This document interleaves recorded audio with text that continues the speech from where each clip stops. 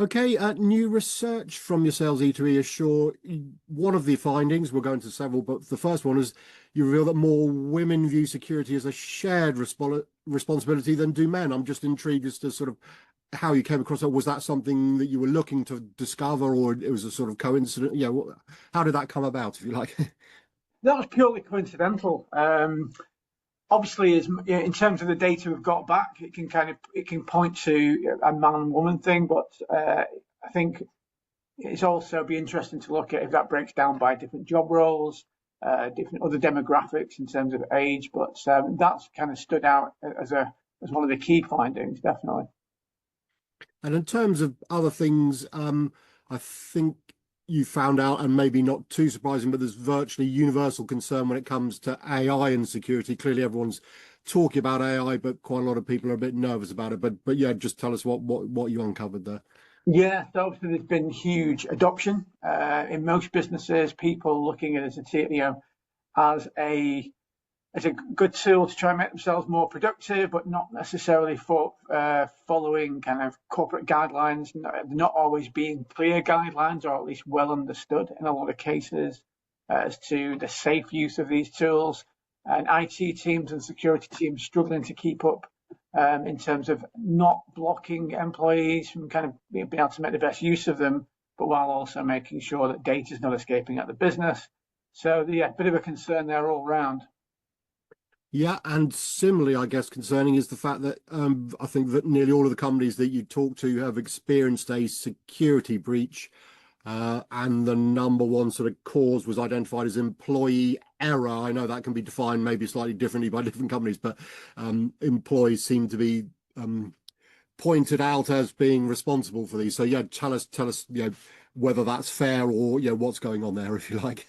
Yeah, I would say that's kind of it's not fair, is it really, in terms of kind of holding employees responsible? I think one thing we need to be all aware of and all kind of understand is that for cyber criminals, for cyber attackers, their point of entry, the easiest one, one of the most effective methods for them is social engineering, and kind of catching people out at the right time or the wrong time. It's incredibly difficult for employees to increasingly to know what's real, what's not. The attackers get more and more sophisticated. They get more and more insights and what we call in open source intelligence on their targets, and can really get into understanding who might normally be communicating with who at what time using what means, and they'll craft something really sophisticated. So there's different stages of attack that attackers use, and obviously the first stage would be called initial access, and these are kind of classified. And obviously, it's really important to try and stop things at initial access, but that's where all the cyber criminal innovation is really, that social engineering piece, particularly for kind of if they've got some credentials or the kind of phishing users. Obviously, it's important for businesses to be able to catch in the later stages as well, because the sooner you can detect and stop an attack, the less costly it's going to be for you to clean up. Because obviously, to get all the way through the organization, that becomes very expensive if they kind of get a full ransomware and bring the business to a stop. But yeah, pinning that on employees, that's just one aspect. It's really difficult sometimes to know what's real. We can all get caught in a moment where we're slightly off guard, and there just needs to be other safety nets around the business to kind of catch criminals when they do manage to fool unsuspecting users.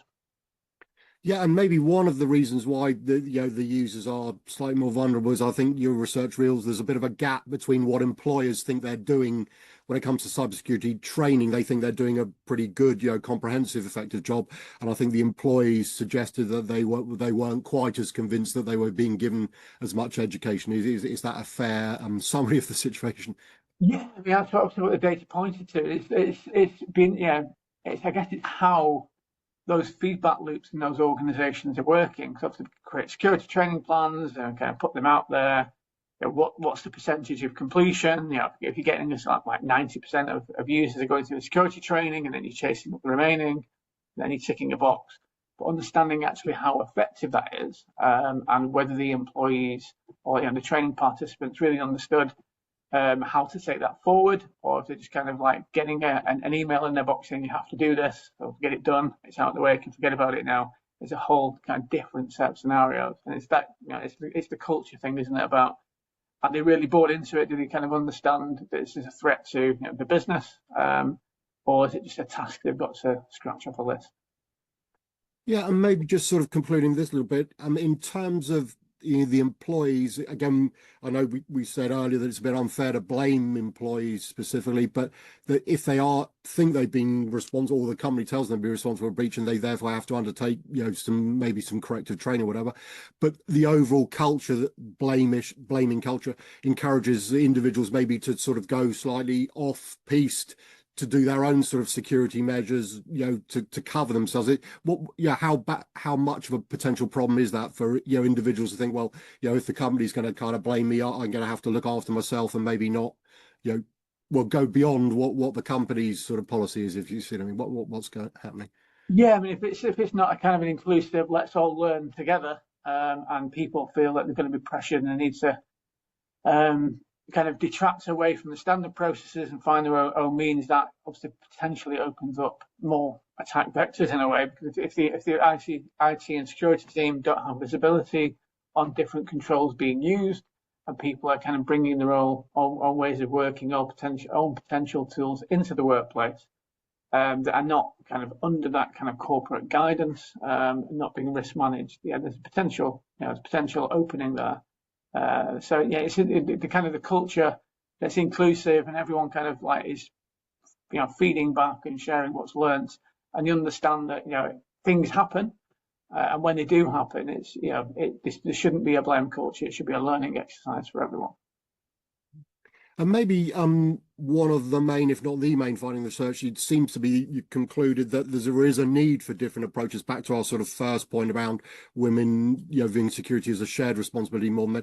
But you think there is a good case to be made for different approaches for security training between women and men. What sort of led to that conclusion, and how might that vary, I suppose?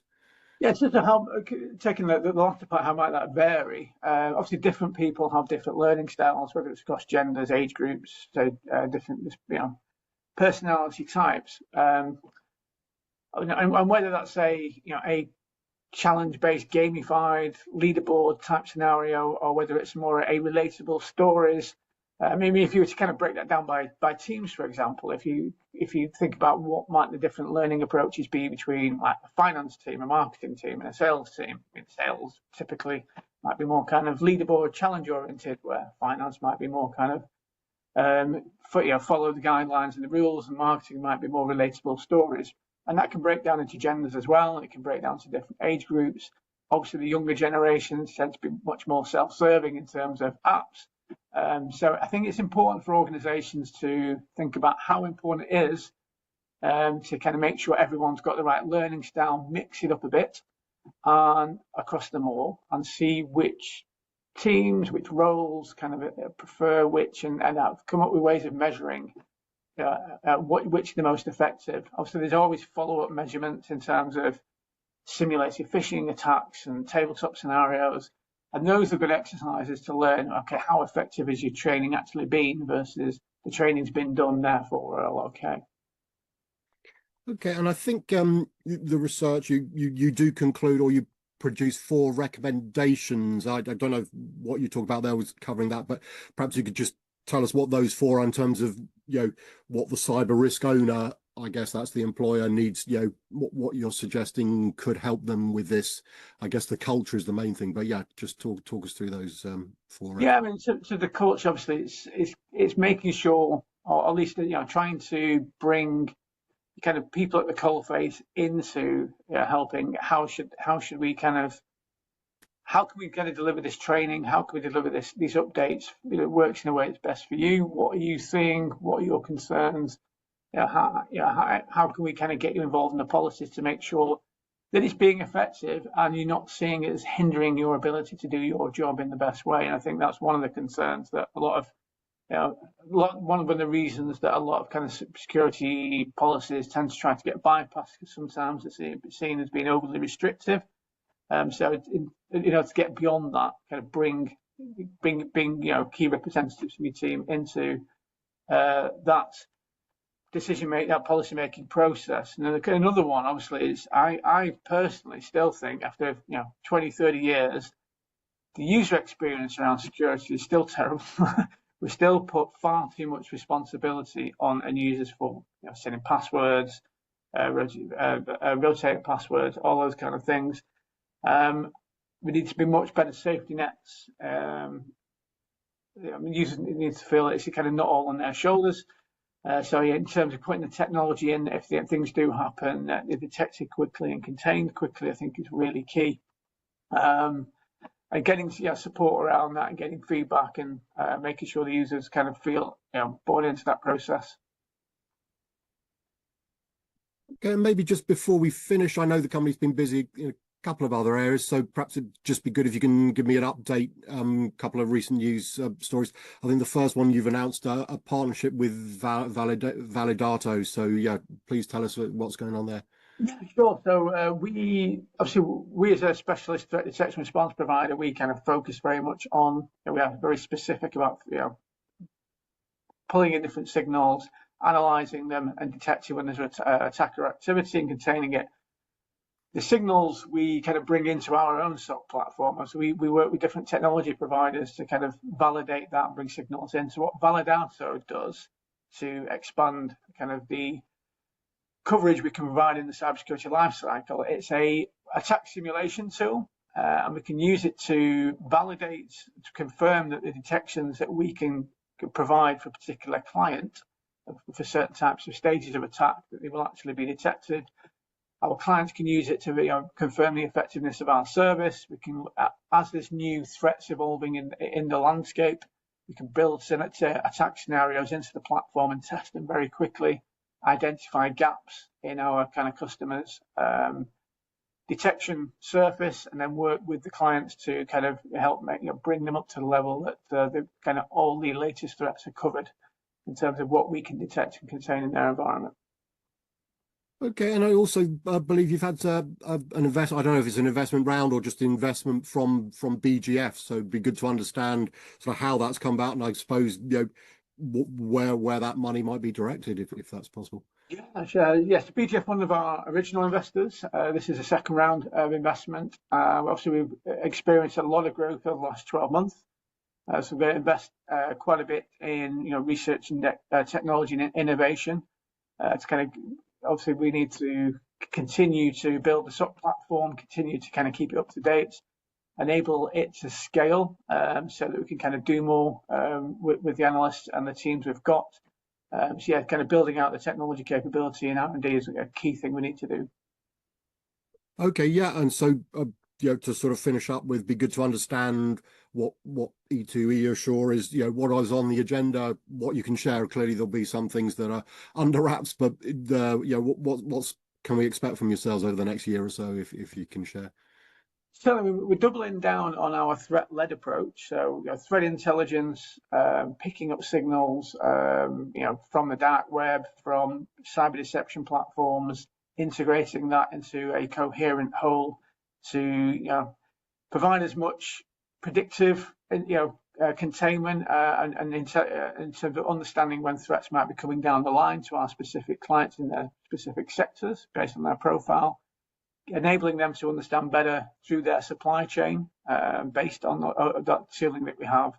So yeah, it's kind of integrating a lot of the kind of the threat intelligence based signals from a wider space into our platform to give a more holistic and predictive view. Is probably the best way I can describe that at this point. No, that's great. I mean, it's been good to catch up with you, and thanks for explaining a little bit about the research and then obviously what's going on at the company. So, Dominic, appreciate your time. Thank you very much. Thank you, Philip. Good to speak to you.